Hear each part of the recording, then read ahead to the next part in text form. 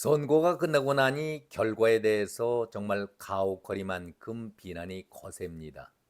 아니, 비난을 넘어서서 아주 인격적인 모독을 대놓고 퍼붓고 있습니다. 펜앤마이크의 사장 겸 대표인 주필 정규제도 한동훈을 공격하는 데에 그냥 비난을 넘어서서 가히 인격 살인 정도로 매섭게 몰아치고 있습니다. 도저히 해서는 안 될 말, 앞뒤 생각 없이 자기 입이라고 함부로 떠들어대는 것을 보면서 저는 개인적으로 많은 사람들이 이번에 정규제가 하는 말을 바라보면서 정규제의 실체를 알지 않았을까? 진짜 보수를 위해서 앞장서 온 것이 아니라 때에 따라서는 보수의 가면도 쓰고 벗었다는 그런 인간이 아니었을까, 그런 생각들을 많이 하셨으리라 생각을 해봅니다. 깜나라 조진국 시간입니다. 정규제가 이렇게 한동훈을 공격했습니다.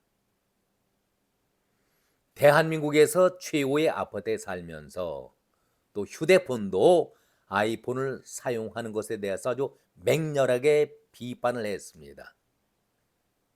정규제가 한 말이죠. 한동훈을 파보면은 지저분할 것이다. 그 지저분한 것을 숨기기 위해서 윤석열은 더 지저분하다라고 공격을 해댔는데, 자, 본론적인 얘기 앞서서 정규제 씨, 당신은 그렇게 깨끗한 사람입니까? 이것을 논하고 싶은 말은 전혀 없습니다. 저는 정규제가 이렇게 윤석열 대통령과 한동훈을 공격하는 것에 대해서는 나름 여러 가지 이유가 있을 것이다. 제 생각은 그런 생각입니다. 원인은 박근혜 대통령을 수사했다는 것, 그것도 하나의 이유가 될 겁니다. 저는 그렇게 생각을 합니다. 이번 선거 결과가 국민의힘이 완패라고 거의 모든 언론들이 도배질 하듯이 패배로 몰아가고 있습니다. 하기야 패배라고 한다면은 패배죠. 분명히 패배입니다. 그런데 좀 더 깊게 생각을 해보죠. 공천에서부터 이재명이 사당을 하고 또 친명체제를 만들기 위해서 얼마나 야비하고 비열한 꼼수를 부려왔었습니까? 우리 모두가 거기에 대해서 아주 따끔하게 비판을 해오지 않았었습니까? 정상적인 생각을 갖고 있는 사람들로서는 당연히 보수 쪽이 바라고 있는 이번 선거에서 안정의석을 차지할 것이다, 확보하리라, 이런 생각들을 너나 할 것 없이 거의 모든 분들이 그런 생각을 해왔었죠. 그래서 이번만큼은 총선에서 민주당의 거센 공격을 물리치고 보수가 안정적인 의석을 확보해서 윤석열 대통령이 3년 동안 정치를 당신이 생각한 대로 멋지게 꾸려갈 것이다, 이렇게 생각들을 해왔었습니다. 그런데 그런 생각 속에 선거를 치렀지만은 결과는 뼈아픈 현실로 나타났다. 우리는 그것을 인정할 수밖에 없습니다. 어느 정도 예상을 하긴 했지만 이렇게 보수가 패배로 끝나게 되자 기다렸다는 듯이 보수 쪽 내부에서 여기저기 본물 터지듯이 강하게 윤석열 정부의 불통, 그리고 한동훈, 특히 한동훈 위원장이 독선으로 당을 이끌어와서 이런 결과를 만들었다라고 공격하는 것을 보면서 이거는 공격 정도가 아니지요. 이참에 완전히 한동훈을 싹을 밑둥부터 잘라버리자, 그런 의도로밖에 저는 보이지가 않습니다. 자, 한동훈을 한번 살펴보지요. 한동훈이 스스로 장관 자리를 내놓고 당에 들어가서 비대위원장 고배에 독배를 마시겠다고 자원한 바 있었습니까? 물론 그의 속마음을 우리가 100%는 알 수는 없지만 그때 국민의힘 당의 위치는 어땠습니까? 위상은 어떤 처지에 놓여 있었습니까? 강서보궐선거 패배로 당 자체가 밑둥부터 흔들리는 그 위기 속에서 윤석열 정부와 당 안에서 강력한 쇄신과 개혁을 요구한 바 있었지요. 이대로는 안 된다. 그래서 대통령이 국민은 무조건 옳다. 그리고 반성의 뜻을 보이지 않았었습니까? 김기현 대표가 그 당시 당대표가 인요한을 혁신위로 불러서 혁신을 요구했었는데 모두가 다 박수치면서 좋아했었는데 그 혁신이 자기들에게 중진들에게 힘 있는 사람들에게 비판의 대상이 되니 그 혁신을 거부했던 것이 국민의힘 중진이고 당대표 아니었었습니까? 어쩔 수 없이 한동훈은 자의보다는 타의에 의해서 당에 들어왔고 당의 요구에 부음을 따랐을 뿐인데 여기에서 보수의 중심체 자처하고 있는 정규제가 비수를 꽂습니다. 살고 있는 집을 거론하면서 또 이왕 집 문제를 거론했다라고 한다면 정규제 씨, 당신은 이런 경우에는 당 대표로 나서려면은 살고 있는 집을 당 대표가 되기 위해서 하루 이틀 만에 팔아버려야 되겠네요. 그렇죠? 그것이 안 된다고 하면은 스스로 그 직분을 거절하는 것이 당신의 주장대로 한다면은 옳은 것 아니겠습니까? 나는 서민들의 수준보다도 더 호화로운 집에 살고 있으니 절대 대표직을 맡을 수 없다라고 거절해야 한다는 것이 당신의 주장 아니겠습니까?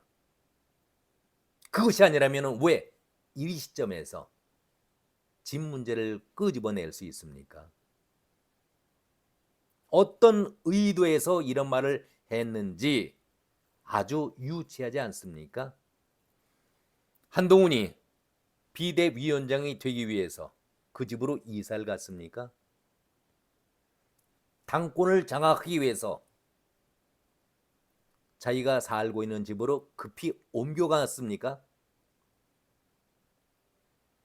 그것이 아니라고 한다면은 송영길이가 주장을 했듯이 송영길이 억지를 부렸잖아요. 송영길이는 국회의원과 그리고 인천시장을 하면서 연봉 1억이 넘는 돈을 20년 넘게 벌어왔었는데 자기는 전셋집에 살고 있다라고 불평하면서 한동훈을 공격했습니다. 나보다도 검사 봉급 얼마 되지 않는다. 그런데 나보다도 훨씬 좋은 집에 살고 있다라고 송영길이 불평을 했듯이 당신 그 송영길 불평에 동조하고 있는 것 아니겠습니까? 당신의 솔직한 심정을 듣고 싶습니다. 그리고 묻고 싶습니다. 그리고 휴대폰 얘기를 꺼내는데 어떤 근거를 가지고 국내 제품이 아니라 이런 아이폰을 사용하고 있느냐? 이 아이폰 문제를 끄집어내면서 문제를 삼고 있는데 당신의 위치에서 그렇게 함부로 경하게 언론인 출신이라고 하면서 앞뒤 재지 않고 그런 경박스러운 질문을 던질 수가 있는지, 그래서 당신이 진정 보수의 입장에서 묻고 있는지를 당신에게 되묻고 있는 겁니다. 지금 논쟁하려는 것이 겨우 휴대폰이 국산이면 문제가 없고 외국 제품 아이폰이기 때문에 사용하는 데 문제가 있다라고 그것을 시비 걸고자 하는 것은 결코 아닙니다. 우리 주위에서 모두가 다 그렇다면 국내 제품만을 휴대폰으로 사용하고 있습니까? 특히 젊은이들 다양하게 자기가 좋아하는 취향에 따라서 제품을 구입하고 있는데 이참에 당신은 국내 휴대폰이 월등우월하다, 아주 선전하고 홍보하는 데 앞장서야 될 사람이 되겠네요. 그렇죠? 우리 젊은이들이요, 나라를 생각해서라도 절대 외국폰, 아이폰은 사용하지 말라, 이렇게 말씀을 하던가. 그런데 왜 특정인이 아이폰을 사용하는 것에 대해서 문제를 삼고 시비를 걸고 있습니까? 굳이 최강욱이 그런 적이 있었죠. 친일에 대해서 아주 정부를 공격해 대가면서 맹공하고 있을 때 최강욱이 타고 다니는 차는 일제 승용차였다면, 그래서 많은 사람들이 비난했었고 조국이 역시 청문회장에서 일제 볼펜을 사용하고 있다가 그의 이 지적이 나오자 곧바로 감춰 걷어들였습니다. 기억나십니까? 그런데 한마디로 한동훈을 비난하기 위해서, 엮기 위해서 조잡스러운 당신의 그런 말투를 보면서 한심하다, 정말 한심하다 하는 그런 생각을 많은 사람들이 가졌으리라고 생각이 됩니다. 국내 휴대폰을 쓰면은 애국심의 발로이고 정당하게 받아들이고, 아이폰, 그렇다면은 젊은이들도 아이폰 많이 쓰고 있습니다. 그 사람들에게 당신은 뭐라고 변명을 하겠습니까? 이러한 지저분한 얘기를 오늘 당신이 했기 때문에 맞대응으로 묻고 싶은 생각이 추후도 없습니다. 당신이 한 얘기 가운데서 휴대폰 24자리 번호를 입력하고 있기 때문에 어느 누구도 그것을 풀지 못할 것이다, 이렇게 알려지고 있는 것이 아이폰의 성격인데, 그렇다면 이렇게 물어보겠습니다. 자신의 보안이 필요한 사람들은 유독 아이폰을 쓴다라고 당신은 생각하고 있는데, 한동훈이 감추고 싶은 것이 많아서, 사회적으로 감추고 싶은 것이 너무나도 많아서 그것이 알려질 때에 파장이 일 것에 대비해서 한동훈이 숨겨놓으려고 휴대폰을, 아이폰을 쓰고 있는 것 아니냐, 당신은 그런 생각하고 있는 것 아니겠습니까? 이런 생각 자체가 건강하지도 못할 뿐더러 더럽고 유치한 생각을 갖고 있는 당신이 과연 진정 보수의 언론인인가 되묻고 싶은 생각이 듭니다. 당신이 진정 정말 바른 언론인입니까? 어떤 조직에 몸을 담고 있을 때에 자기 잘못 여부를 떠나서 자기만이 간직하고 싶은 그런 내용이 있다면은 휴대폰에 비밀로 보관하고 싶은 것이 인간의 본성 아니겠습니까? 누구나가 다 그런 것은 갖고 싶어 하는데, 이것을 정치 문제로 비화시키는 당신의 의도를 우리는 이해할 수가 없습니다. 아니, 한동훈이 그 휴대폰을 써서 남들에게 알리고 싶지 않은 내용이 있을 수도 있고, 그냥 아무 생각 없이 비밀번호를 설정해 놓고 대화 때마다 그것이 녹화가 돼 있다, 녹음이 되어 있다라고 한다면 무슨 문제가 될까요? 왜 이것을 공개적으로 당신은 거론하면서 상대를 비난하고 있습니까? 물론 앞에서 말씀드렸듯이 윤석열 대통령과 한동훈 비대위원장이 과거에 박근혜 대통령을 수사하면서 오는 그 앙금이 있을 수는 있겠지요. 그것을 바라보는 당신 눈에 옳지 않다라고 느껴질 수가 있기는 하겠지만은, 지금은 박근혜 대통령 문제를 여기에 연관시켜야 할 이유는 하등없는 것 아니겠습니까? 이제는 보수와 진보, 진보의 탈을 쓴 좌파들과의 싸움 아니겠습니까? 그런데 여기에서 원색적인 비난을 넘어서 인격 살인까지 그걸 휴대폰과 집 문제를 거론하면서 들먹인다? 아주 비열한 그 자체 아니겠습니까? 문제를 분명히 가려서 얘기를 했어야지요. 그렇기 때문에 당신의 표현 방식이 이런 저질스러움에 당신이 진정 참 언론인인가 되묻고 있는 것입니다.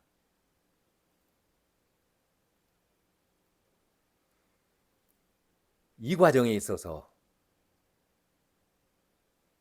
한동훈 그 비대위원장의 문제가 밝혀진 것이 아무것도 없습니다. 그런데 박근혜 대통령의 수사를 했다라는 그런 앙금을 갖고 휴대폰 문제를 들먹인다?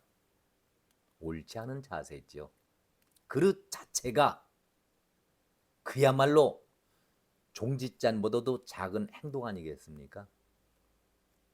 물론 당신의 얘기에 동조하는 사람들이 분명히 있을 겁니다.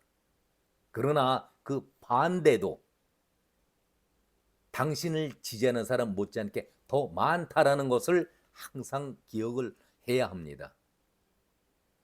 저는 한마디로 이번 과정을 보면서 당신이 너무나도 보수 쪽에서 시건방을 떨고 있다. 저는 그렇게 말씀을 드리고 싶습니다. 이번 국민의힘 선거에서 기대치 못하는 그런 결과를 놓고 비난은 정말 옳지도 않고 비겁한 행동이라고 제가 앞에서 말씀을 드렸는데, 이와 같이 당신과 똑같이 비겁하고 추한 인간이 홍준표입니다. 만약의 경우 이번 선거에서 좋은 결과를 얻었다면 홍준표의 두 얼굴을 볼 수가 없었죠. 바로 정규제의 당신의 진정한 얼굴을 볼 수가 없었는데, 아프긴 하지만 이번 선거의 그 아픈 결과로 인해서 홍준표나 보수의 언론이라고 자칭해왔던, 그렇게 알고 있었던 보수 사람들이 정규제의 본 얼굴을 알게 되어서 천만다행이라는 생각이 듭니다. 이제는 홍준표나 정규제, 보수의 가면을 벗어야 합니다. 이제는 보수인 척 위세를 떨어서는 안 됩니다. 진정 보수라고 한다면, 진정으로 보수를 위한다고 한다면은 이럴 때일수록 동지를 향해서 칼질을 하지 말고 힘을 모아야 되는 것 아니겠습니까? 당이 어려울 때에, 보수가 분열하려고 우왕좌왕할 때에 당신들이 중심이 되어서, 힘이 되어서 자기 희생을 하면서 당을 살리려고 그런 모습을 보여야 할 것 아니겠습니까?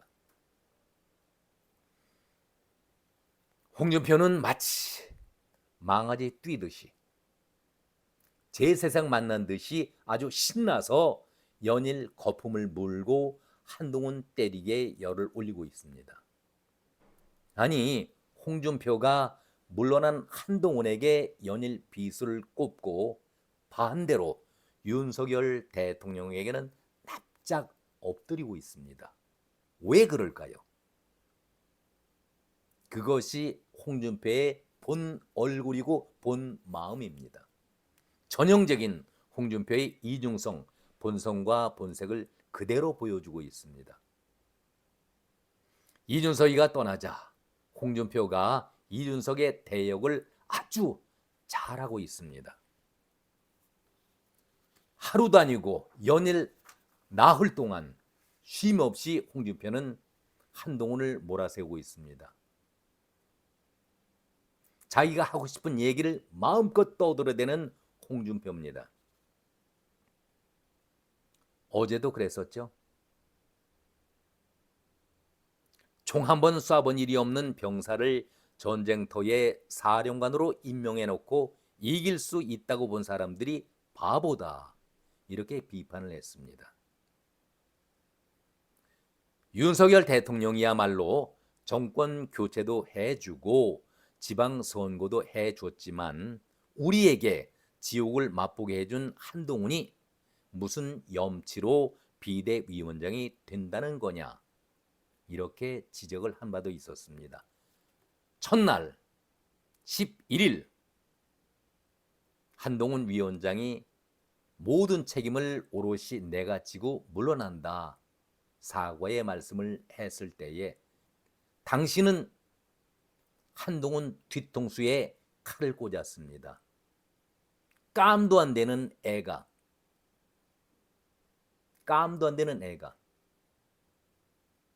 당을 말아먹었다고 그런 폭언을 했습니다. 왜 윤 대통령에 대해서는 바짝 고개를 숙일까요? 아직도 2년 1개월 정도가 지났나요? 아직 안 지났죠. 3년이 훨씬 더 남았습니다. 그러니 중앙정부의 지원을 받아야 자기 자신이 그래도 체면을 세우고 다음 차기 대선 후보의 명함이로 내세울 텐데 윤석열 대통령의 적극적인 도움이 필요하지요. 그러니 고개를 숙일 수밖에. 한마디로 얍삭스럽고 전형적인 비굴함을 보이는 사람이 홍준표 아니겠습니까? 그리고 병 줄 것 다 주고 등에 칼 꽂고 나서 이제 우리는 하나가 되어야 한다, 내일을 바라봐야 된다, 병 주고 약 줍니까? 그 말에 동의할 사람은 당신밖에 없습니다. 당신에게는 정치적인 동지가 없는 외톨이 아니겠습니까? 정치인들의 가장 큰 자산이 뜻을 같이 할 수 있는 동지인데 당신은 늘 외톨이였습니다. 왜 그렇습니까? 그것도 그런 소리 듣기 싫어하니까 당신 스스로가 나는 독고다이 성질이 있다, 일본 표현을 써서 죄송합니다만 당신 그것으로 피해가려 하고 있습니다. 아니, 당신이 뭔데 이제 와서 무슨 자격으로 용서 운운을 할 수가 있겠습니까? 한마디로 시건방을 떨고 있는 것이죠. 강한 자에게는 비굴할 정도로 고개를 숙이고 약한 자에게는 비굴이 아니라 잔인할 정도로 밟고 올라서려는 사람이 바로 홍준표 아니겠습니까? 이런 모습을 어제 오늘 우리가 봐온 것이 아닙니다. 늘 홍준표는 그런 모습으로 자기가 가장 큰 정치인인 척 하고 있지만은 사실은 밴댕이 소갈 딱지보다도 작은, 종짓잔보다도 작은 좁쌀적인 정치를 해왔던 사람이 홍준표 아니겠습니까? 이래서는 안 됩니다. 이래서는 안 됩니다.